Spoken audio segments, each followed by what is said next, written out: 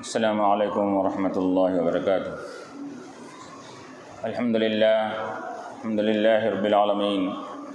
والعاقبۃ للمتقین، والصلاۃ والسلام علی اشرف الانبیاء والمرسلین، وعلی آلہ الطیبین الطاہرین، واصحابہ الاکرمین الافضلین، ومن تبعہم باحسان الی یوم الدین، اما بعد،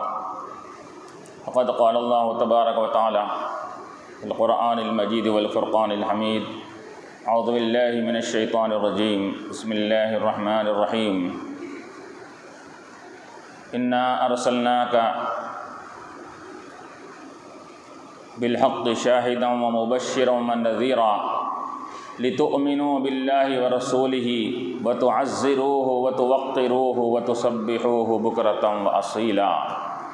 صدق اللہ العلی العظیم۔ وقال تعالی فی مقام آخر فی شان حبیبہ الکریم، ان اللہ وملائکتہ یصلون علی النبی یا ایہا الذین آمنوا صلوا علیہ وسلموا تسلیما۔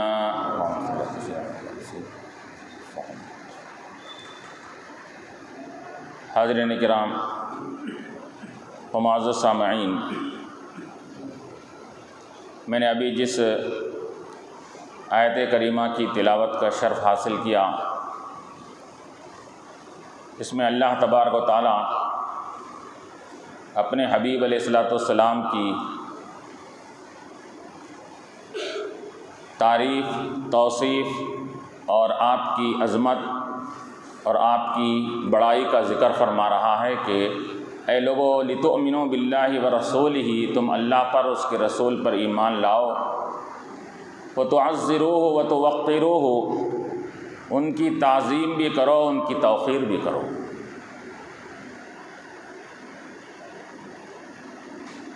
تو اس آیت سے اللہ تبارک و تعالیٰ نے اپنے حبیب علیہ السلام کی تعظیم، توقیر، عظمت، بڑائی کرنے کا حکم اس کے اندر صادر فرما رہا ہے۔ اب آپ جیسا کہ آپ لوگ جانتے ہیں کہ چند روز پہلے شہر حیدرآباد میں ایک محلے سے ایک ملعون زمانہ بدبخت، کہ جس کا نام بھی لینا میں اپنے زبان کو ناپاک کرنا سمجھتا ہوں، ایسے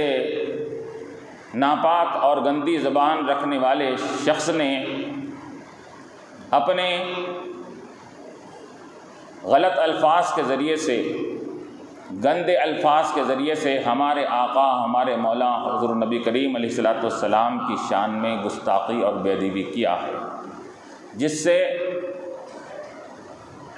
تمام عالم کے مسلمانوں کے دل مجروح اور زخمی ہوئے ہیں، اور ان کے دلوں کو ٹھیس اور تکلیف پہنچی ہے۔ ایسی ذات کے بارے میں اس نے دریدہ دہنی اور بے ادبی اور گندے الفاظ استعمال کیے ہیں، جو ذات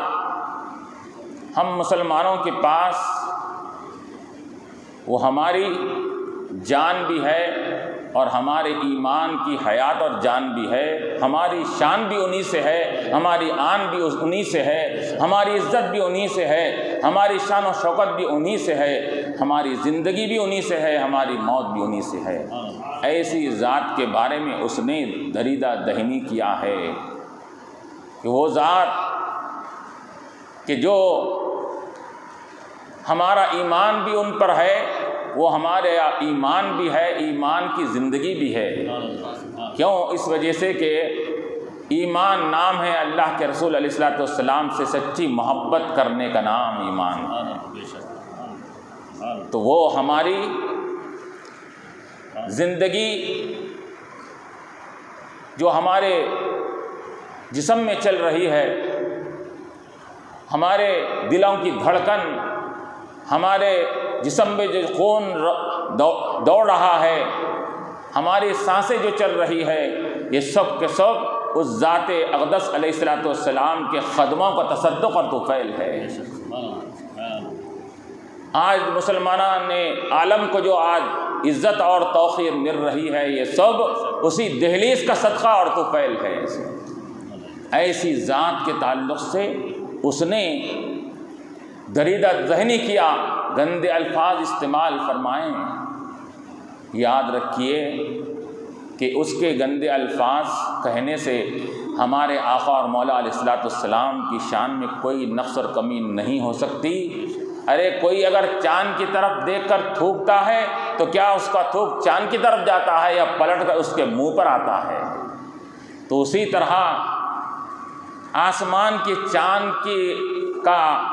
کی تنخیص نہیں کی جا سکتی، تنخیص کریں گے تو پلٹ کر تمہارے منہ پر آئے گا۔ تو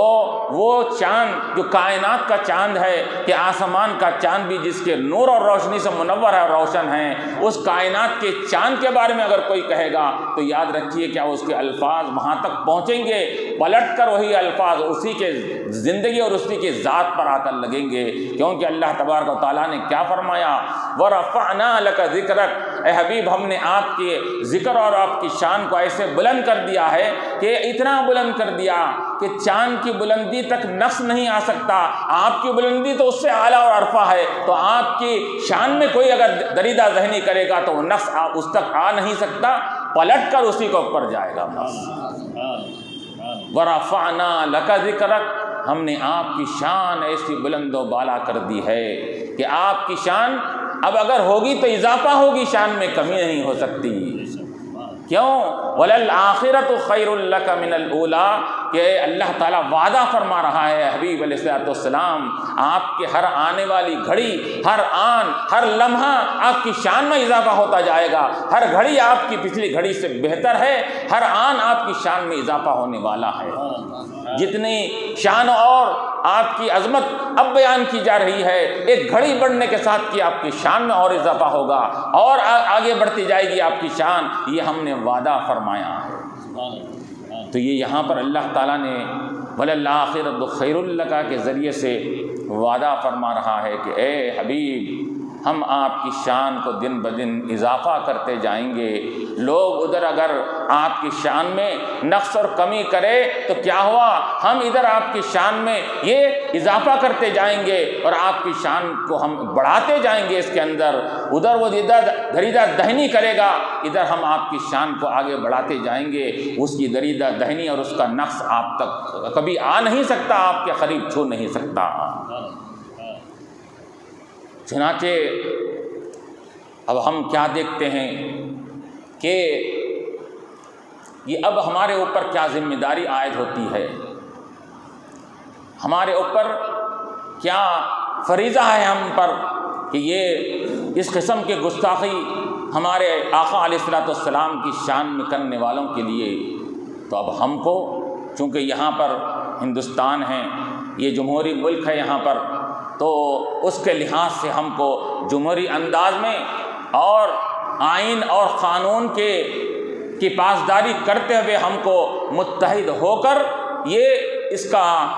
مقابلہ بھی کرنا ہے، احتجاج اور پروٹیسٹ بھی کرنا ہے، تاکہ سب لوگ متحد ہو کر اس دریدہ دہنی کرنے والے اس گستاخ، اس ملعون زمانہ کو ایسی سزا دلائی جائے قانون کے ذریعے سے کہ وہ کہ رہتی دنیا تک یہ اس کا وہ سزا ہر ایک کے لیے یاد رہ جائے اور ایک قانون بن جائے، تاکہ آئندہ کوئی ہمارے آقا علیہ الصلوۃ والسلام کی شان میں کوئی گستاخی نہ کرنے پائے۔ اب ہمارا کام یہی ہے، کیونکہ ابتدائی فوراً جب گستاخی کی گئی تو نوجوانان اسلام، مسلمانوں کے جو نوجوان تھے، انہوں نے ایک حد تک اپنا حق ادا کر دیا، راتوں رات وہ مورچہ سنبھال کے بیٹھ گئے، چوراستوں پر بیٹھ گئے اور پولیس کچہری کے سامنے بیٹھ گئے، کمشنر آفس کے سامنے بیٹھ کر انہوں نے ایک اپنا حق ادا کر دیا کہ ایک حد تک وہ گستاخ زمانہ کو یہ جیل کی کٹہری میں جانا پڑا اور جیل کی سلاخوں کے پیچھے جانا پڑا۔ لیکن اب ہم کو اب آگے کے لیے کیا کرنا چاہیے؟ آگے کے لیے قانونی لڑائی جس طرح ہو سکتی ہے، یہ مقابلہ ہم کس طرح کر سکتے ہیں کہ اس کو کیفر کردار تک کس طرح پہنچایا جائے، ہم کو قانون کی روشنی میں، آئین کی روشنی میں رہ کر ہم اس کی سزا تک اس کو پہنچانا، یہ ہمارا ذمہ اور فریضہ ہے۔ تو یہاں پر یہ تو جمہوری ملک ہونے کے لحاظ سے ہم کو کرنا پڑے گا، کیوں؟ ہمارے ہاتھ اور پیر باندھے ہوئے ہیں اور ہم اس کے علاوہ اور کچھ نہیں کر سکتے، ورنہ اگر اسلام کا قانون دیکھا جائے، اسلام کا اگر یہ آئین دیکھا جائے تو اسلام تو یہ کہہ رہا ہے کہ گستاخ رسول کو چند لمحات کے لیے بھی رکھا نہیں جا سکتا، فوراً جیسا اس نے گستاخی کیا اس کو سزائے موت دے دی جائے۔ اسلام کے لیے تو یہ اسلام کا حکم یہ بتایا گیا ہے، اسلام کے اندر یہ کہا گیا ہے، چنانچہ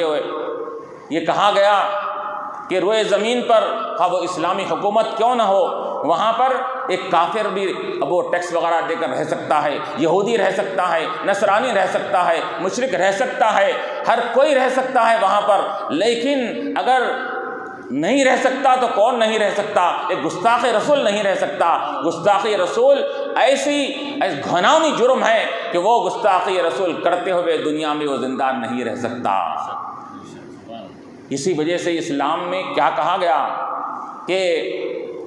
یہاں تک کہ کہا گیا کہ ہر ارتداد اگر کوئی کفریہ کلمات کہہ کر دین اسلام سے نکل گیا تو اس کو مرتد کہتے ہیں۔ گستاخی رسول بھی یہ مرتد بنا دیتی ہے، لیکن اگر گستاخ رسول کے علاوہ کوئی اگر دوسرے کلمات کے ذریعے سے کسی نے کفر کیا اور مرتد ہو گیا تو اس کو موقع ہے دوبارہ پھر توبہ کر کے اسلام کی طرف آ سکتا ہے۔ لیکن علماء فرماتے ہیں، فقہاء فرماتے ہیں کہ گستاخی رسول وہ گھناؤنی جرم ہے کہ اگر وہ توبہ کرنے کے لیے آمادہ ہو جائے اور کہے کہ مجھے ایک موقع دو، میں توبہ کرتا ہوں، آئندہ سے نہیں کروں گا، تو اسلامی حکومت میں اس کی بات نہیں سنی جائے گی بلکہ اس کی گردن اڑائی جائے گی۔ تو معلوم یہ ہوا کہ ہر قسم کا گناہ گھناؤنی جرم اگر ہے وہ بھی قابل معافی دنیا میں ہو سکتا ہے، ناقابل معافی اگر جرم ہے تو وہ گستاخی رسول ہے۔ یہ ایسا جرم ہے وہ کبھی معاف نہیں کیا جا سکتا۔ اب یہ دیکھیے یہاں پر امام مالک سے کیا سوال کیا گیا۔ امام مالک سے کسی نے پوچھا کہ گستاخ رسول کی سزا کیا ہے، تو آپ نے کہا کہ قتل ہے۔ تو وہ لوگوں نے کہا کہ اگر ہم اس کو قتل نہیں کر سکتے تو پھر کیا کرنا چاہیے؟ امام مالک نے کہا کہ تم کو ڈوب مرنا چاہیے، کہ تم یہ عمل نہیں کر سکتے، گستاخ رسول کو رکھتے ہوئے تم اس کے ساتھ زندگی بسر کرتے ہو تو تمہاری زندگی کچھ کام کی نہیں، تم کو موت کے گھانے پہ اتر جانا چاہیے تم کو، کیونکہ روئے زمین پر یا تو عاشق رسول رہے گا یا گستاخ رسول رہے گا۔ وہ عاشق رسول رہے تک گستاخ رسول نہیں رہ سکتا، گستاخ رسول رہتے ہوئے عاشق رسول نہیں رہ سکتا۔ آپ نے فرما دیا دونوں میں سے ایک رہنا ہے، اس کے اندر تم نہیں لے سکتے بدلہ، تو کیا تمہارا کیا حق ہے تمہارا کہ تمہارے لیے اب جینے کا بھی تمہارے لیے کوئی حق نہیں ہے۔ اس وجہ سے کیونکہ وہ ہماری جان حیات بھی ہے، جان ایمان بھی ہے، حضور کی ذات۔ تو یہاں پر ہمارے لیے یہی اسوہ اور نمونہ دیا گیا، اور اسلامی قانون کے اعتبار سے، اسلامی مملکت کے لحاظ سے یہ کہا گیا کہ جرم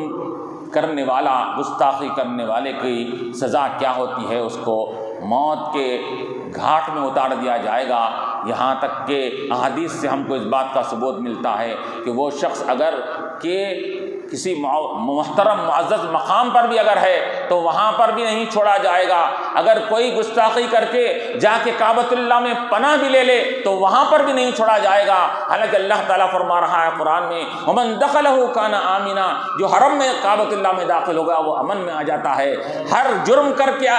کعبے میں داخل ہونے والا امن میں آ سکتا ہے، گستاخی رسول کر کے اگر حرم اور کعبے کے پاس بھی جا کر کعبۃ اللہ کے پردوں سے بھی لپٹ جائے تو وہاں بھی اس کو چھوڑا نہیں جائے گا، وہاں قتل کیا جائے گا۔ چنانچہ یہ صرف یہ مثال ہی نہیں دی گئی بلکہ یہ واقعہ یہ احادیث کی کتابوں میں یہ رونما ہوا، ظاہر ہوا۔ ابن خطل نامی ایک شخص تھا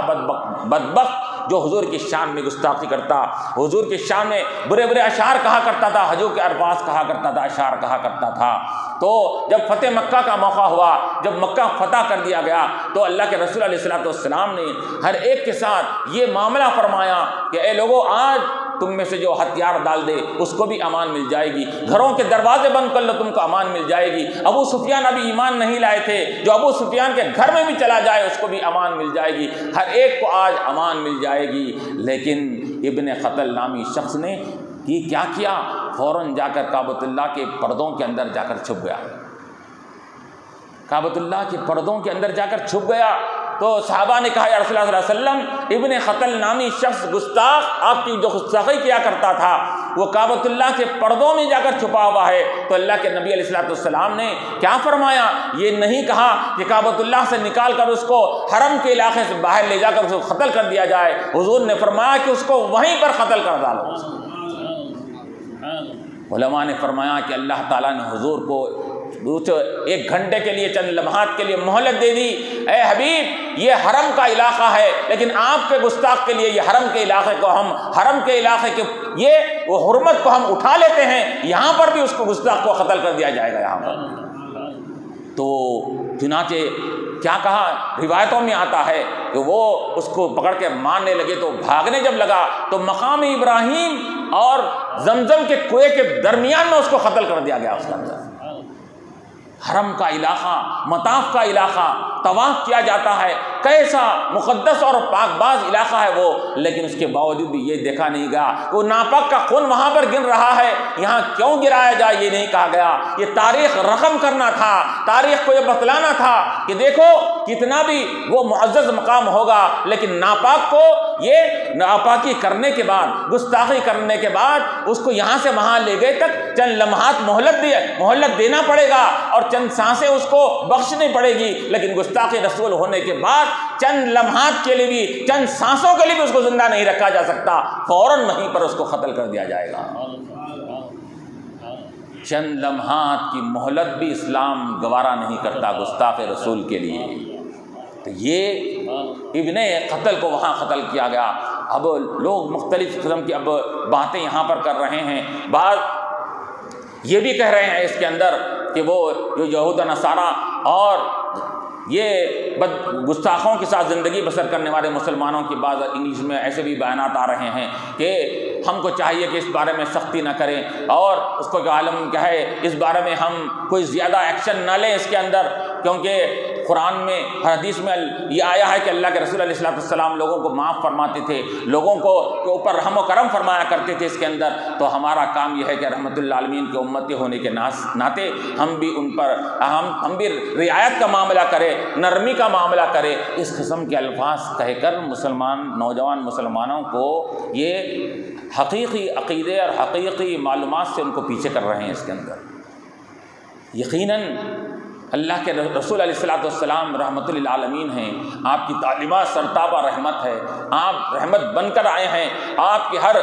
بات رحمت پر مبنی ہے، آپ کا ہر حکم رحمت پر مبنی ہے، لیکن یاد رکھیں یہ کب تک رہے گا؟ یہ اس وقت تک رہے گا کہ اگر کوئی اور جرم کرتا ہے تو اس کو بخشا جا سکتا ہے، لیکن اللہ کے نبی علیہ الصلوۃ والسلام نے خود کئی ایک واقعات حدیث کی کتابوں میں ملتے ہیں کہ وہاں پر اللہ کے نبی علیہ الصلوۃ والسلام نے نرمی کا حکم نہیں دیا بلکہ فوراً مار ڈالنے کا حکم دیا۔ ایک واقعہ ہی نہیں ہے ابن قتل کا واقعہ، ایک ہی واقعہ نہیں ہوا، بے شمار واقعات ہوئے ہیں حدیث کی کتابوں میں ہم کو ملتے ہیں کہ اللہ کے نبی علیہ الصلوۃ والسلام نے وہ ان گستاخوں کو فوراً سزا دینے کے لیے کیا ہے حکم فرمایا، صادر فرما دیا۔ ایک ابو رافع نامی یہودی تھا، وہ بھی حضور کی شان میں گستاخی کیا کرتا تھا، تو اللہ کے نبی علیہ الصلوۃ والسلام نے کیا فرمایا، کون ہے اس سے جو اس کو بدلہ لے گا؟ تو ایک صحابی رسول اٹھ گئے تو آپ نے اس کے خوشی کا اظہار فرمایا اور اس کے ساتھ جا کر اس کو کچھ دیر کے لیے کچھ قدموں سے تک جا کر چل کر آپ اس کو وہاں سے چھوڑتے ہیں، اس کو دعائیں دیتے ہیں، جا کر کیا ہے میرے گستاخی کا تو بدلہ لے۔ ابو رافع کے پاس بھیجا رہے ہیں۔ اسی طرح حبیب ابن زید نامی ایک صحابی رسول کا واقعہ بیان کیا گیا کہ جب مسلمۃ الکذاب نے نبوت کا دعویٰ کیا، حضور کی شان میں گستاخی کیا، جھوٹی نبوت کا دعویٰ کیا، تو اللہ کے حبیب علیہ الصلوۃ والسلام نے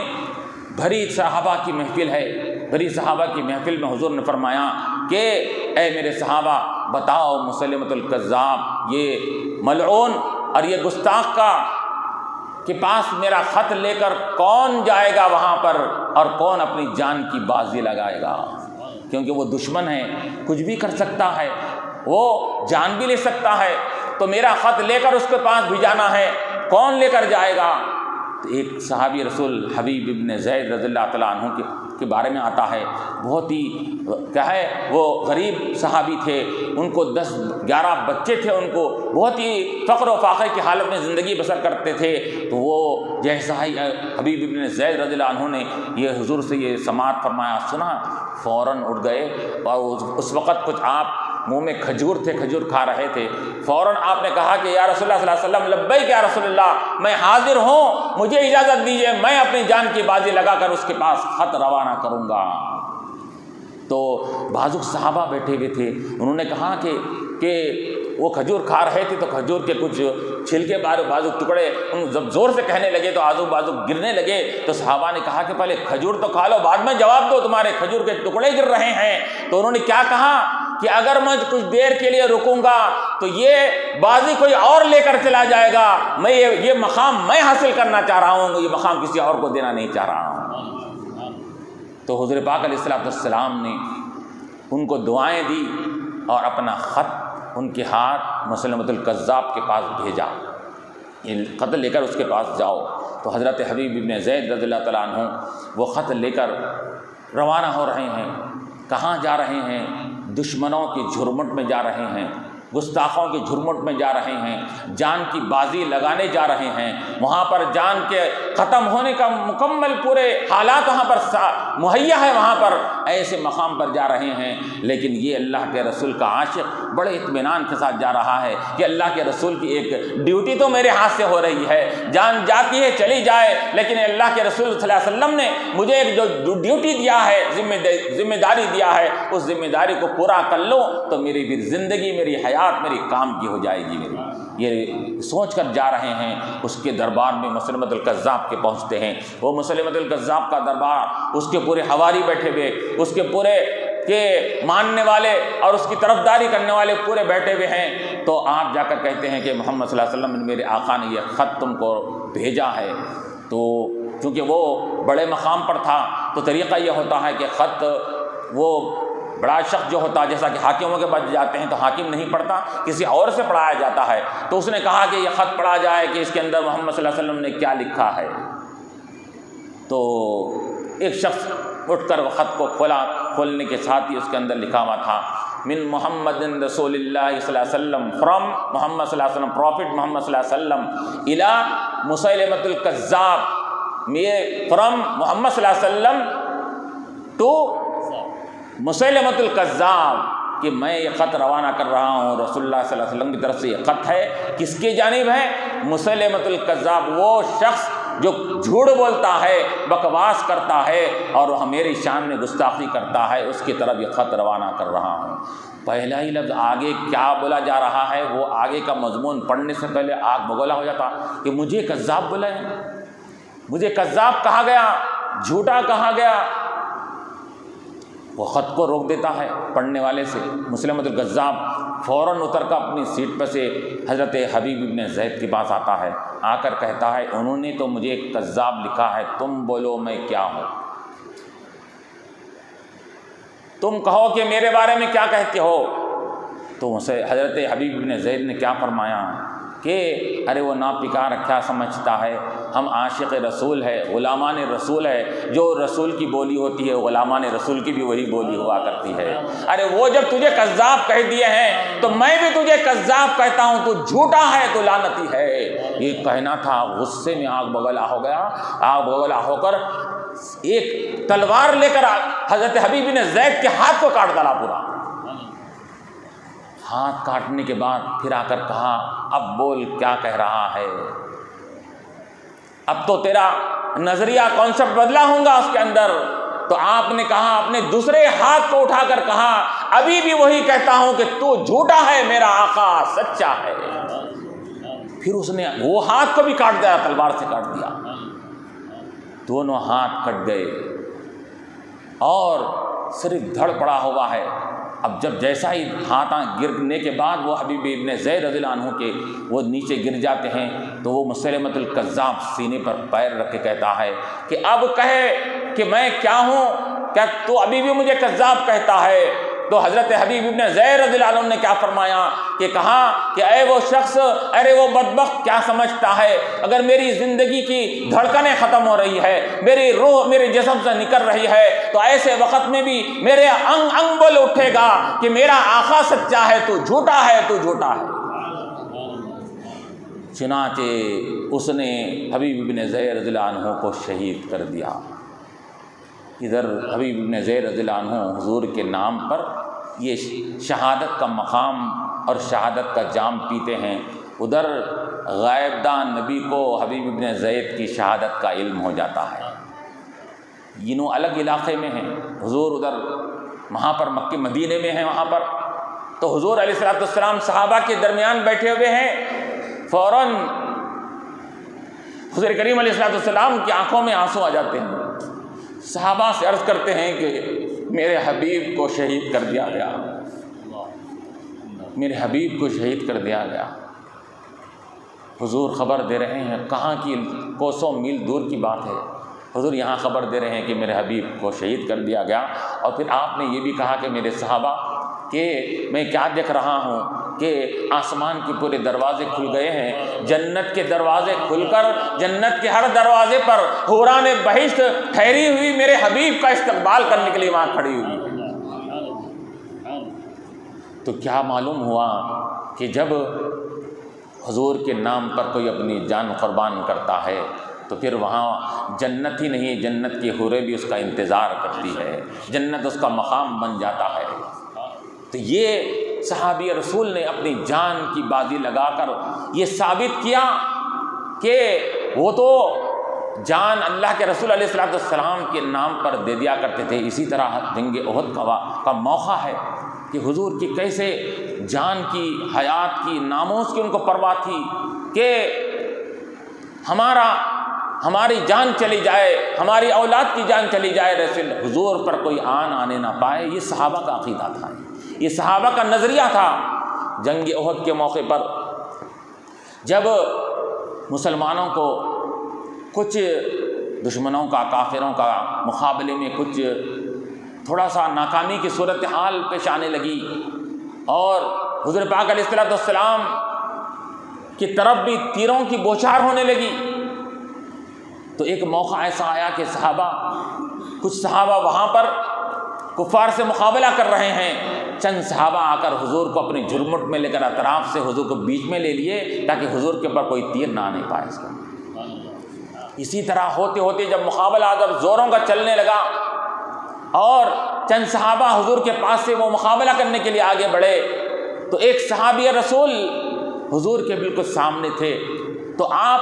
سامنے کھڑے ہو کر اپنے سینے پر وہ تیروں کے وار لینے لگے، بالکل حضور کو پیچھے کر لیے، سینے پر اپنے وار لینے لگے، تو سینے پر تیروں کا وار چلتے چلتے چلتے سینہ چھنی ہو گیا۔ پھر بعد میں خیال آیا کہ اب میں جام شہادت تو نوش کرنے والا ہوں، لیکن یہ کیسا موقع ہوگا کہ حضور کو پیٹ کرتا ہوا دنیا سے کیسے رخصت ہوں؟ جان جا رہی ہے لیکن حضور کی عزت کا بھی خیال ہے، جان جا رہی ہے، حضور کی عظمت کا خیال ہے، حضور کے ادب کا خیال ہے، یہ نہیں دکھا جا رہا ہے، جان جا رہی ہے میری۔ اب ایسے وقت میں کیسا ادب کا لحاظ رکھوں، اپنی جان کی پرواہ کرنا چاہیے۔ آپ نے کہا کہ اب تک تیرا میں نے اپنے سینے پر لے لیا، اب پلٹ کر اب پیٹ کفار کی طرف کرتے ہیں اور چہرے مبارک اور سینہ حضور کی طرف کرتے ہیں اور اپنے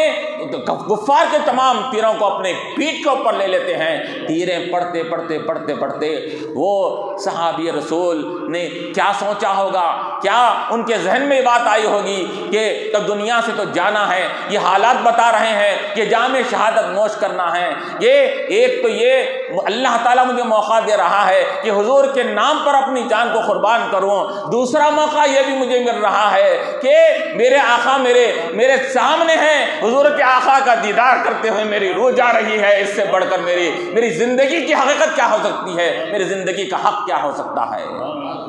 تو چنانچہ اپنا رخ حضور کے رخ انور کی طرف کر کے پیٹوں پر پورے وہ تیروں کے یہ بوچھار ہونے لگی، پورے تیرے پیٹ پہ پڑنے لگے، تو فوراً روایتوں میں آتا ہے کہ ہمارے محدثین نے لکھا کہ جیسا ہی وہ تیروں کی بوچھار سے یہ بالکل کمزور ہو گئے اور بے حس ہو گئے، جیسا گرے تو حضور کے قدموں پر آپ کا سر مبارک جا کر پڑ گیا۔ تو جو عاشق رسول ہوتا ہے، جو حضور کے نام پر قربان ہونے کو یہ اپنی سعادت مندی سمجھتا ہے، تو پھر حضور کے قدموں میں اس کا مقام کر دیا جاتا ہے اس کے اندر۔ تو یہ اس کے بعد اب ایک موقع بھی آتا ہے۔ دیکھیے یہاں پر صحابہ کرام تو اپنی جانیں دے رہے ہیں، اپنے جان کی بازی لگا رہے ہیں۔ ارے یہ تو ایک جان کیا، یہ صحابہ کا نظریہ یہ تھا کہ یہ ایک جان کیا، اگر ہزاروں کروڑوں جانا بھی اگر ہمیں مل جائے تو ہم حضور کے نام پر قربان کر دیں۔ یہ صحابہ کا نظریہ تھا۔ یہ ایک جان کیا ہے، اگر ہو کروڑوں سب کو تمہارے نام پر وارا کروں میں۔ تو یہ صحابہ کا نظریہ تھا کہ مجھے ایک زندگی ملی تو ہم نے حضور کے نام پر قربان کیا، ایسے لاکھوں زندگی بھی ملے تو ہم حضور کے نام پر قربان کرنے کے لیے ہے۔ تو ایک ام عمارہ رضی اللہ تعالیٰ عنہ کے بارے میں آتا ہے کہ ام عمارہ رضی اللہ تعالیٰ عنہ ایک صحابیہ ہے۔ وہ جنگ کے میدان میں صحابیہ بھی اس وقت جایا کرتی تھی، اور وہ ان کا کام کیا تھا کہ ان کا کام یہ تھا کہ جنگ کے میدان سے کچھ فاصلے پر بیٹھا کرتی تھی۔ جو لوگ زخمی ہوتے تھے، جو لوگ زخموں سے چور ہوتے تھے، ان کو زخم کی مرہم پٹی کیا کرتی تھی، ان کو پانی پلایا کرتے تھے۔ یہ خواتین کا کام تھا، ذمہ داری تھی ان کی۔ تو اس کی خاطر خواتین بھی وہاں پر آیا کرتی تھی۔ ام عمارہ رضی اللہ تعالیٰ عنہ نے دیکھا کہ ایک موقع ایسا آ گیا ہے کہ حضور کے اطراف میں کوئی بھی نہیں ہے، ادھر سے تیریں چل رہی ہے، تو وہ اپنے حدود کو پھلانگ کر، حدود کو پورا توڑ کر اب جنگ کے میدان میں آ کر حضور کے سامنے کھڑ جاتی ہے۔ تو یہ جذبہ یہ صرف صحابہ کا ہی نہیں تھا، صحابیات کا بھی جذبہ یہی تھا کہ ہماری جان جاتی ہے جائے، ہماری آن جاتی ہے جائے، لیکن حضور کی آن پر، حضور کی شان میں کوئی فرق نہ آنے پائے۔ آ کر سامنے ٹھہر جاتی ہے۔ حضور فرماتے ہیں ام عمارہ کیا بات ہے، تمہارا تو یہ کام نہیں ہے، تمہاری ذمہ داری نہیں ہے جنگ کے میدان میں بیچ میں آ جانا۔ انہوں نے کہا کہ یا رسول اللہ صلی اللہ علیہ وسلم کہ آپ کو تنہا دیکھ کر میں کیسے رہ سکتی تھی، میں آپ کے اوپر اپنی جان کو قربان کرنے کے لیے آپ کے سامنے آ کر کھڑی ہو گئی ہوں۔ حضور پاک علیہ الصلوۃ والسلام نے ان کے لیے دعائیں دی اور کہا کہ اے ام عمارہ تمہارے اس جذبے پر میرے ماں باپ قربان دوں۔ حضور نے اپنے اوپر جان دینے والوں کے تعریف کرتے ہوئے اپنی ماں باپ کی جان کی قسم کھائی۔ اللہ کے رسول نے تم پر میرے ماں باپ قربان ہو جائیں، کہ تم نے کیا جذبے کا اظہار فرمایا۔ یہ اس قسم کے بے شمار واقعات ہیں اس کے اندر۔ کعب بن اشرف ایک بدبخت تھا، وہ بھی حضور کی شان میں گستاخی کیا کرتا تھا۔ تو اللہ کے نبی علیہ الصلوۃ والسلام نے حضرت ایک صحابی رسول حضرت مسلمہ رضی اللہ تعالیٰ عنہ کو یہ کہا کہ کون اس کو قتل کریں گے؟ آپ نے کہا کہ میں قتل کروں گا۔ تو اس قسم کے بے شمار واقعات ہم کو احادیث میں ملتے ہیں کہ جس میں اللہ کے نبی علیہ الصلوۃ والسلام کی شان میں گستاخی کرنے والے کو معاف نہیں کیا گیا۔ ہر گناہی جرم کرنے والے کو تو معاف کیا گیا، لیکن رسول کی شان میں گستاخی کرنے والے کو معاف نہیں کیا، نہ کیا جائے گا۔ یہ شریعت کی سزا مقرر کی گئی ہے اس کے اندر۔ چنانچہ اب ہمارے خلفائے راشدین ہوں، صحابہ اکابر صحابہ ہو، انہوں نے بھی بعض موقعوں پر ایسا مظاہرہ فرمایا، ایسا ثبوت دیا کہ لوگوں یاد رکھو کہ حضور کی جان کے لیے، حضور کی حیات کے لیے، حضور کے ناموس کے لیے اپنی زندگی کو قربان کرنا یہ ہمارا طریقہ سنت ہے۔ یہ صحابہ نے یہ ثابت کر دیا اس کے اندر۔ تو چنانچہ روایتوں میں کیا آتا ہے کہ حضرت ابوبکر صدیق رضی اللہ تعالیٰ عنہ جب ہجرت کا موقع ہے،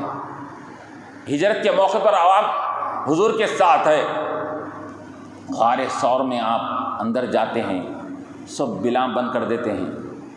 سب صاف صفائی کرنے کے بعد حضور کو وہاں پر اپنے گود مبارک پر لٹا لیتے ہیں، اور ایک سوراخ باقی رہ گیا تھا، جتنے کپڑے تھے وہ پورے کپڑے چندیاں وہ غاروں میں داخل کر دیتے ہیں، بند کر دیتے ہیں، لیکن ایک غار باقی رہ گیا، اس میں وہ غار کو بند کرنے کے لیے کچھ بھی نہیں ہے، تو اپنا پیر مبارک اس غار پر رکھ دیتے ہیں، رکھ کر حضور کو وہاں پر آرام کرنے کے لیے کہتے ہیں۔ اب یہاں حضور آرام فرما رہے ہیں، وہ اس بل کے اوپر جب پیر رکھ کر آپ بیٹھے ہوئے ہیں تو وہاں پر ایک سانپ تھا، اژدہا تھا، جو بھی تھا وہ آپ کو ڈنگ مارتا گیا اس کے اندر۔ تو یہاں پر اس واقعے سے علماء فرماتے ہیں کہ ابو بکر نے اپنی جان کی پرواہ نہیں کی۔ سانپ کاٹے گا تو موت ہو جائے گی، تو کیسا ہوں گا اس کے اندر؟ انہوں نے اپنی جان کی پرواہ نہیں کی۔ جان کی پرواہ نہیں کر آپ نے بتلا دیا کہ جب حضور کی جان اور حضور کی ناموس پر بات آ جائے تو پھر اپنی جان کی پرواہ نہیں کرنی چاہیے۔ یہ ابو بکر کا یہ نظریہ ہے، ابو بکر کا عقیدہ ہے یہ۔ چنانچہ وہ اپنی جان کی بازی لگا کر جب آپ بار بار ڈسنے لگا، روایتوں میں کیا آتا کہ ابو بکر رضی اللہ عنہ کے آنکھ سے آنسو جاری ہو گئے، آنکھ کے آنسو کا ایک قطرہ حضور کے جس میں مبارک پر رخسار پر کہیں وہاں پر گرا۔ جیسا ہی گرا حضور ایک دم بیدار ہوئے اور فرمائے کہ ابو بکر کیا بات ہے، کیا وجہ ہے تمہارے آنکھ میں آنسو ہے؟ انہوں نے کہا کہ رسول اللہ کچھ بھی نہیں ہے، کہ تمام بل تو بند کر دیا تھا، ایک بل باقی تھی تو وہاں پیر رکھا تھا اور ایسا معلوم ہو رہا ہے کہ وہاں کوئی سانپ وغیرہ ہے تو مجھے ڈس رہا ہے، تو اس کی تکلیف میں لاکھ کوشش کیا برداشت کرنے کی، لیکن بار بار ڈسنے کی وجہ سے میرے آنکھ سے آنسو نکل گئے۔ تو اللہ کے نبی علیہ الصلوۃ والسلام نے کہا کہ لاؤ تمہارا پیر۔ حضور نے اپنے لعاب مبارک کو ان کے پیر مبارک کے زخم پر لگا دیے، تو آپ فرماتے ہیں کہ ایسا معلوم ہوا کہ وہ ڈسا یا نہیں ڈسا، پورا بہتر شفا یا بھی آپ کو حاصل ہوگی اس کے اندر۔ اور پھر یہی نہیں، ابو بکر رضی اللہ تعالیٰ عنہ کا معاملہ کہ کئی مقامات پر انہوں نے اپنی جان کی بازی لگائی حضور کی خاطر۔ وہی ہجرت کا موقع ہے، ہجرت کے لیے جا رہے ہیں، راستے میں کیا ہو رہا ہے؟ صرف ابو بکر ہے اور حضور پاک علیہ الصلوۃ والسلام کی ذات بابرکت ہے۔ تو روایت میں آتا ہے کہ آپ چلتے چلتے کبھی سیدھی جانب جاتے، کبھی بائیں جانب جاتے، کبھی سامنے جاتے، کبھی پیچھے جاتے، کبھی 10 قدم ادھر چل رہے ہیں، 10 قدم سامنے چل رہے ہیں، 10 قدم بازو چل رہے ہیں، 10 قدم پیچھے چل رہے ہیں۔ حضور نے فرمایا ابو بکر کہ ایسا کیوں کر رہے ہو؟ تو ابو بکر رضی اللہ عنہ کیا فرماتے ہیں؟ یا رسول اللہ صلی اللہ علیہ وسلم، مجھے جب خوف اور خدشہ ہوتا ہے، دشمن ادھر سے آ سکتا ہے تو ادھر چلتا ہوں، جب خوف ہوتا ہے دشمن ادھر سے آ سکتا ہے ادھر چلتا ہوں، جب خوف ہوتا ہے سامنے سے آ رہا ہے سامنے سے چلتا ہوں، اور جب مجھے خوف ہوتا ہے پیچھے سے آئے گا تو پیچھے سے چلتا ہوں، تاکہ دشمن کا وار اور دشمن کا یہ مار یہ ابو بکر پر لگ جائے، آپ کے اوپر کوئی حرف نہ آنے پائے۔ تو یہ جان کی بازی لگانا یہ ہمارے صحابہ کرام کی سنت تھی، حضور کے نام پر، حضور کے ذات پر، حضور کے ناموس پر ہے۔ تو یہاں پر اسی طرح علماء نے کہا کہ دیکھیے جان ایسی قیمتی چیز ہے کہ اسلام نے اس کو اس جان کی خاطر کئی ایک مقامات پر اپنے احکامات میں تبدیلی کر دی۔ جان کے بچانے کے لیے آپ حرام بھی کھا سکتے ہیں، مردار بھی کھا سکتے ہیں۔ آپ جان ایسی قیمتی چیز ہے کہ مردار بھی کھائی جا سکتی ہے، مردار بھی کھا سکتے ہیں آپ کو جان بچانے کے لیے، آپ کے لیے۔ بلکہ یہاں تک کہا گیا کہ اگر آپ ایسے حالات آپ کے سامنے آ جائیں کہ کوئی اگر آپ کے سے یہ کہے کہ بتا تو کیا مسلمان ہے یا غیر مسلم ہیں، اگر وہ مسلمان کہیں گے تو اس کو یہ ان کی جان کو ختم کر دے گا، تو جان بچانے کی خاطر علماء نے فرمایا کہ اپنی زبان سے میں غیر مسلم ہوں بولنا بھی جائز ہے، جبکہ دل میں اس کو یقین ہے کہ میں غیر مسلم نہیں ہوں، اللہ پر عقیدہ ہے، رسول پر عقیدہ ہے، لیکن صرف زبان سے کلمات کہہ رہا ہے کہ میں نان مسلم ہوں کہہ رہا ہے، تو یہ کہہ سکتا ہے جان بچانے کے لیے۔ تو اسلام نے جان بچانے کی خاطر یہ کیا ہے، اسلام کے نام بدل کر غیر اسلام کا نام بھی دینے کو بھی اجازت دے دیا اسلام نے اس کے اندر۔ تو جان کی اتنی قیمت اور اس کی اہمیت اس کے اندر ہے کہ انسان ہر موقع پر اپنی جان کو بچا سکتا ہے۔ اس کے لیے اگرچہ کوئی اس کے لیے حرام کرنا پڑے، کفریہ کلمات بھی زبان سے نکالنا پڑے تو وہ کفریہ نکال سکتا ہے، لیکن جان کو بچا سکتا ہے۔ لیکن علماء نے فرمایا کہ جس طرح کے ہر ایک کے ایک قربان ہونے کا ایک وقت ہوتا ہے، ہر ایک کی بازی لگانے کا وقت ہوتا ہے، اللہ تبارک و تعالیٰ نے یہ جس طرح کے ایک ہے نباتات، ایک ہے جمادات، تو اللہ نے جمادات کو نباتات پر قربان کر دیا۔ نباتات یعنی سبزی، یہ ترکاریاں، یہ نباتات کو اللہ تعالیٰ نے کس پر؟ حیوانات پر قربان کر دیا کہ حیوانات کیا کھاتے ہیں کہ ان کو قربان کریں گے، ان کو ختم کریں گے تو وہ سبزی کھا سکتے ہیں اس کے اندر۔ تو نباتات کو حیوان پر قربان کر دیا، حیوان کو انسان پر قربان کر دیا کہ حیوان آج دن میں کئی روزانہ لاکھوں کروڑوں قسم کے جانور کٹتے ہیں، قربان ہو رہے ہیں، کس کے لیے؟ انسان کے لیے ہو رہے ہیں۔ اس کے اندر کہ وہ بکرے بھی کٹ رہے ہیں اور گائیں بھی کٹ رہی ہے، بیل بھینس بھی کٹ رہے ہیں، اونٹ بھی کٹ رہے ہیں، یہ سب قربان ہو رہے ہیں انسان کے لیے۔ پھر انسان کی جان کی قیمت اتنی ہے تو انسان کو قربان ہونے کا کم موقع دیا جا رہا ہے۔ تو علماء فرماتے ہیں کہ انسان کی قدر و قیمت اس کی جان کی اتنی ہے کہ کسی اور موقع پر اس کو قربان ہونے کا اجازت نہیں ملتی۔ قربان ہونے کا موقع اگر ہے تو حضور کی گستاخی کے وقت اگر اور حضور کی شان میں، حضور کی آن میں اگر کوئی فرق آ رہا ہے تو ایسے وقت میں انسان کی زندگی کا حق یہ ہے کہ اپنی زندگی کو حضور کے نام پر قربان کر دیں۔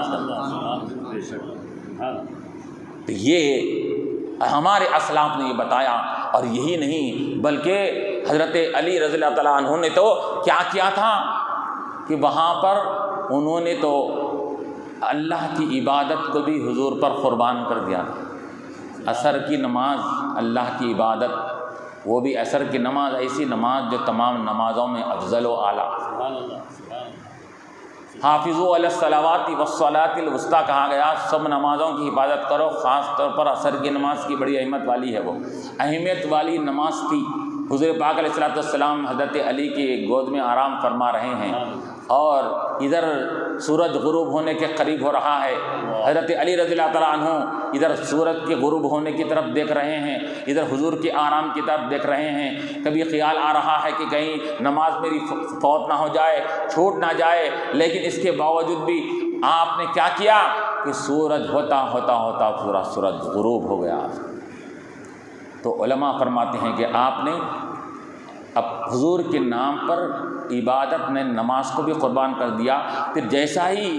حضور پاک علیہ السلام بیدار ہوئے تو جو حضرت علی کو دیکھا کہ حضرت علی رضی اللہ عنہ کچھ پریشان سے ہے، تو حضور نے فرمایا علی کیا بات ہے، کیوں پریشان ہو؟ کہا کہ یا رسول اللہ صلی اللہ علیہ وسلم عصر کی نماز میں نے ادا نہیں کی تھی، تو اس وجہ سے مجھے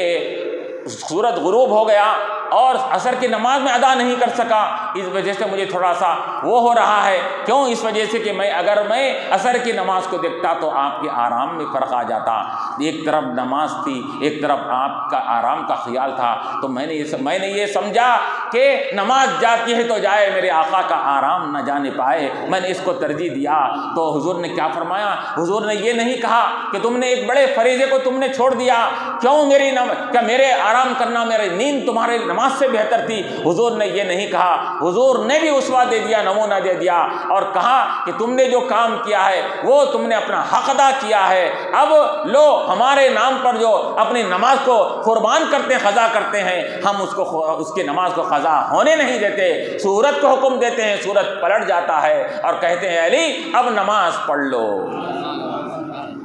تو حضرت علی رضی اللہ عنہ نماز ادا کرتے ہیں۔ تو معلوم یہ ہوا کہ علماء فرماتے ہیں اس کے اندر کہ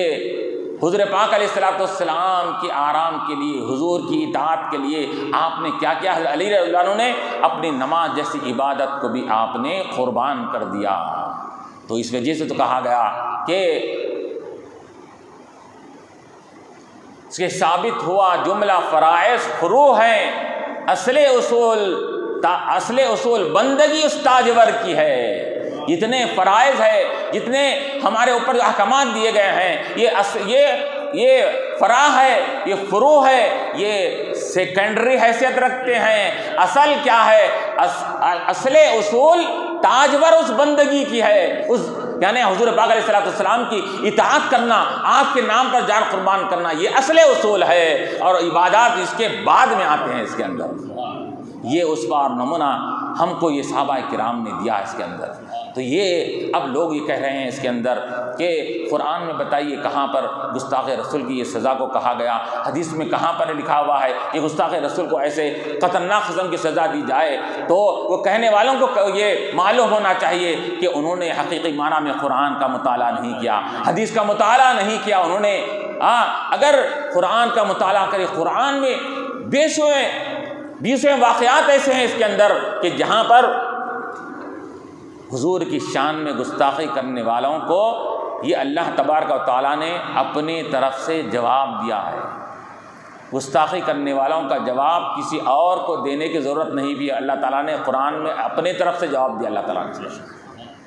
اور پھر کہ بے شمار واقعات اور کئی چیزیں ایسی ہیں اس کے اندر کہ حضور کی شان میں گستاخی کرنے والوں کے لیے تبت یدا ابی لہب وتب جو نازل ہوئی کس کے بارے میں نازل ہوئی؟ حضور کی شان میں گستاخی کرنے والے کے بارے میں نازل ہوئی. یہ کہہ رہے ہیں کہ قرآن میں کہاں ہے گستاخی کی سزا یہ ہے. تو جب ابو لہب نے ایک مرتبہ آ کر حضور پاک علیہ السلام کو تکلیف پہنچانے کے لیے ہاتھ میں ڈنڈا اٹھا کر مارنے کے لیے جب گیا تو اللہ تعالیٰ نے اس کے ہاتھ کو شل کر دیا, اس کو اکڑا دیا, ہاتھ اس کا وہیں اٹھے گا اٹھا رہے گا اس کے اندر. اللہ تعالیٰ نے فوراً یہ آیت نازل فرمائی, یہ سورہ نازل فرمایا تبت یدا ابی لہب وتب. ارے وہ ملعون وہ بدبخت ہمارے حبیب کی ذات کی طرف پتھر اٹھانے والے, اپنے ہاتھ اٹھانے والے, تیرے ہاتھ کٹ جائیں. ارے تیرے ہاتھ کیا کٹیں, تو تباہ ہو جائے. تبت یدا ابی لہب وتب, ہاتھ بھی ٹوٹ جائے تو بھی تباہ اور برباد ہو جائے. اللہ تعالیٰ نے ایسے سخت الفاظ میں فرمایا. یہی نہیں بلکہ یہاں تک کہ کیا کہا گیا, سورہ قلم کی آیات, ابتدائی آیات کیا بتلاتی ہیں؟ وہ بھی تو گستاخ رسول ہی کے بارے میں نازل ہوئی. ایک دو آیتیں نہیں, 10-12 آیتیں یہ گستاخ رسول کے بارے میں نازل کی گئی. یہ ولید ابن مغیرہ نامی ایک بدبخت تھا, حضور کی شان میں گستاخی کیا کرتا تھا, حضور کی شان میں بے ادبی کیا کرتا تھا, حضور کو کبھی مجنون کہتا, کبھی جادوگر کہتا, کبھی کچھ کہتا, حضور کی شان میں گستاخی کیا کرتا تھا. تو اللہ تبارک و تعالیٰ کو گوارا نہیں ہوا. لوگ کہتے ہیں کہ وہاں حضور نے بدلہ نہیں لیا. جن موقعوں پر حضور کو حالات پورے مہیا تھے حضور نے بدلہ لیا. اگر ایسے موقع پر جس موقع پر مسلمانوں کی حالت کمزور ہے تو وہاں پر حضور نے بدلہ خاموشی اختیار کیا, تو اللہ تعالیٰ نے قرآن کے ذریعے سے حضور کا بدلہ لیا اس کے اندر. تو قرآن کی آیات نازل ہو گئی. کیا آیات نازل ہوئی؟ وہ بدبخت کے بارے میں, نون والقلم وما یسطرون ما انت بنعمت ربک بمجنون. اے حبیب علیہ السلام, قسم ہے قلم کی قسم اللہ نے کھائی. قلم اصل ہے, جو چیز بھی آج دنیا میں پائی جا رہی ہے وہ قلم ہی کا کمال ہے آج جو دنیا میں پائی جا رہی ہے. تو اللہ وہ اہمیت والی چیز کی قسم کھا کر کہہ رہا, نون والقلم وما یسطرون. قلم کی بھی قسم, قلم سے لکھے جانے والے اشیاء کی بھی قسم. جن چیزوں کو تم قلم سے لکھتے ہو, قرآن لکھ رہے ہو, حدیث لکھ رہے ہو, نبی کی شان لکھ رہے ہو, ان سب چیزوں کی قسم اللہ تعالیٰ کھا رہا ہے. کھا کر کیا فرما رہا ہے؟ ما انت بنعمت ربک بمجنون. اے حبیب آپ مجنون نہیں ہیں, آپ ساحر نہیں ہیں. آپ کی شان میں یہ گستاخی جو کر رہے ہیں وہ آپ کی شان تو ان تمام گستاخیوں سے بالا تر ہے. ارے آپ کی شان میں گستاخی کرنے والوں کے بارے میں اللہ تعالیٰ نے آگے فرما دیا کہ آپ کو یہ عیبوں سے یہ گننے والے, ان کی اپنی حقیقت کیا ہے ہم بتاتے ہیں. اللہ تعالیٰ نے وہ ولید ابن مغیرہ جس نے حضور کے شان میں گستاخی کیا تھا, اللہ تبارک و تعالیٰ نے انہیں تو حضور کو جو صفات حضور کے اندر نہیں تھے وہ صفاتوں کو گن کر بولا مجنون, بولا ساحر, بولا فلاں, بولا. لیکن اللہ تعالیٰ نے کیا فرمایا؟ وہ 10 صفات کو اللہ تعالیٰ نے گنوایا جو 10 صفات اس کے اندر فی نفسی موجود تھے. اس کے اندر وہ برے صفات, وہ 10 برے صفات کا ذکر اللہ تعالیٰ نے فرمایا جو اس کے اندر موجود تھے. اس نے تو 1-2 صفتیں حضور کی بیان کی تھی کہ آپ مجنون ہیں, ساحر ہے, فلاں ہیں. اللہ تعالیٰ نے کہا کہ یہ تو صفتیں ہمارے حبیب کی ہے ہی نہیں, تو بول رہا ہے لے اب تیرے اندر حقیقی صفتیں کیا بری ہے اب ہم بیان کرتے ہیں تیرے اندر. تو اللہ تعالیٰ نے بیان فرمایا, کیا کہا؟ فلا تطیع المکذبین ودوا لو تدہن فیدہنون ولا تطیع کل حلاف مہین ہماز مشاء بنمیم مناع للخیر معتد اثیم عتل بعد ذلک زنیم. تو اللہ تعالیٰ نے فرمایا کہ تیری صفتیں کیا ہے, اللہ تعالیٰ نے گنوا دی اس کے اندر. اے حبیب اس کی باتوں میں مت آئیے, اس کی باتوں کی پرواہ مت کیجیے. ارے وہ تو جھوٹا ہے, وہ تو قسمیں کھانے والا ہے, وہ تو چغل خوری کرنے والا ہے, وہ غیبتیں لوگوں کی بیان کرنے والا ہے, لوگوں کو الزام لگانے والا ہے. مشاء بنمیم مناع للخیری, وہ تو برائیوں سے قریب ہونے والا, اچھائیوں سے دور رہنے والا ہے. ارے کیا کیا صفتیں بیان کریں, 9 صفتیں تو اس کی یہ ہے, اور سب سے بڑی خطرناک صفت اس کی کیا ہے حبیب معلوم ہے؟ زنیم, وہ اپنی باپ کی اولاد نہیں, حرام زادہ ہے. اللہ تعالیٰ نے بتلا دیا کہ نبی کی شان میں گستاخی کرنے والے کے نطفے میں فرق ہوتا ہے. گستاخی جب تک سرزد نہیں ہوتی جب تک کہ اس کے اپنی نسب میں فرق نہیں آتا۔ ہر گناہ یہ ہو سکتا ہے لیکن گستاخی ایسے گھناؤنی جرم ہے کہ اس سے یہ معلوم ہوتا ہے کہ نسب میں اگر کوئی فرق ہوتا ہے تبھی وہ نسب کا فرق اس گستاخی کو ظاہر کرتا ہے اس کے اندر۔ تو اللہ تعالیٰ نے بتلا دیا، زنیم کہا کہ یہ اپنی باپ کے نسب سے کٹا ہوا ہے۔ اب دیکھیں یہاں پر ولید بن مغیرہ کے بارے میں 10 صفتیں اللہ نے گنوائی، تو یہ 10 صفتوں کے تعلق سے کہ اب 9 صفتیں اس کے اندر ہے، اس کو یقین ہے، اعتراف کر رہا ہوں نہیں، 9 صفتیں اپنی اس کی ہے، یقین کر رہا ہوں نہیں، اعتراف کر رہا ہے کہ میری صفتیں، میں جھوٹ بولتا ہوں، میں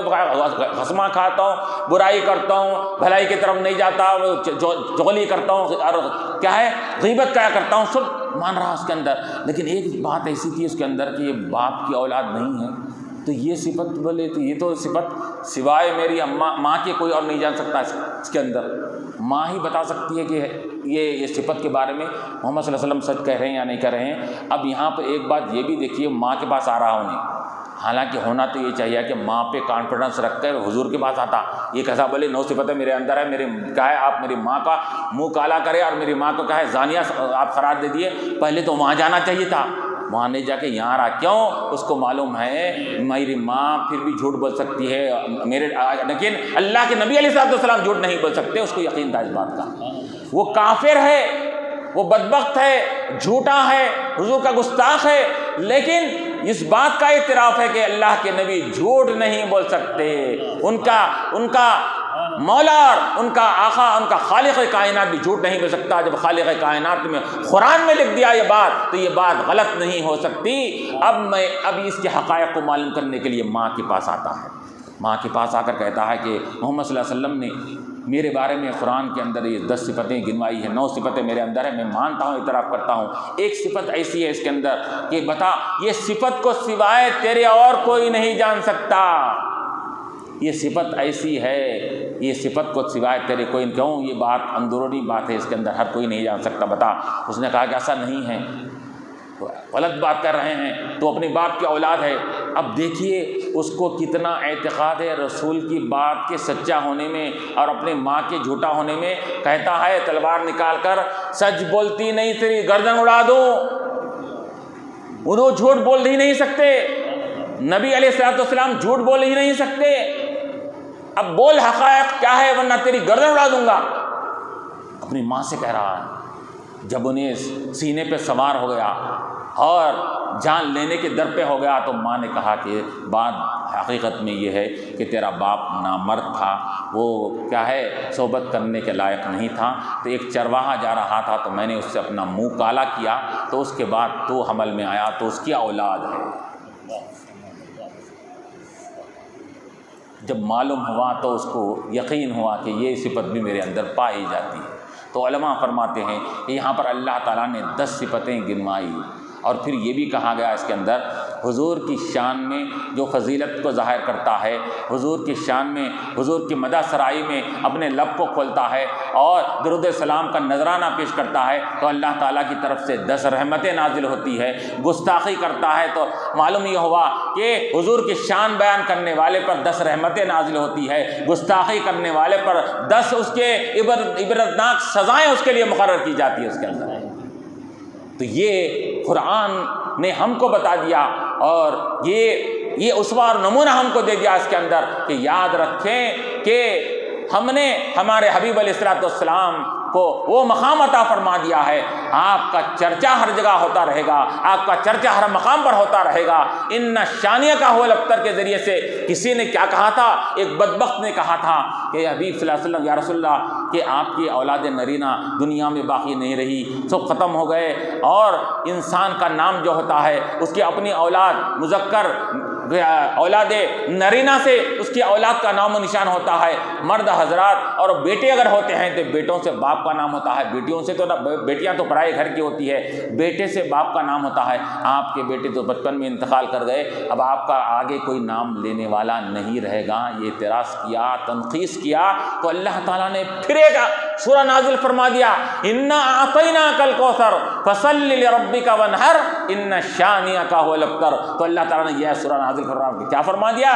ان شانئک هو الابتر، اے حبیب آپ کا نام بھی باقی رہے گا، آپ کی شان بھی باقی رہے گی، بلکہ آپ کے نام لینے والے بھی باقی رہیں گے۔ ان شانئک هو الابتر، آپ کی شان میں گستاخی کرنے والا دنیا سے نیست و نابود ہو جائے گا، اس کا نام لینے والا کوئی نہیں رہے گا، اس کے وہ شان میں گستاخی کرنے والے کا کوئی نام و نشان نہیں رہے گا، اس کا نام و نشان ختم ہو جائے گا۔ اب ہم نے دیکھا کہ بدبخت نے، یہ ملعون نے حضور کے شان میں گستاخی کیا، تو ہوا کیا اس کے اندر؟